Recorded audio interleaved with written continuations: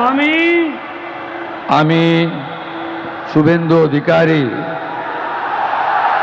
ঈশ্বরের নামে শপথ করিতেছি যে বিধি দ্বারা স্থাপিত ভারতের সংবিধানের প্রতি আমি অকৃত্রিম নিষ্ঠা ও আনুগত্য পোষণ করিব। আমি ভারতের সার্বভৌমত্ব ও অখণ্ডতা রক্ষা করিব।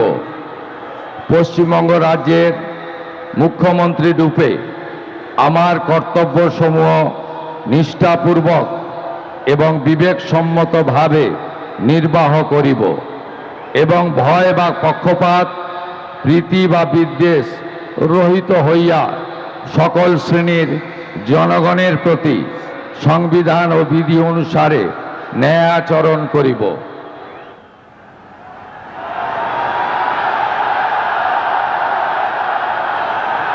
আমি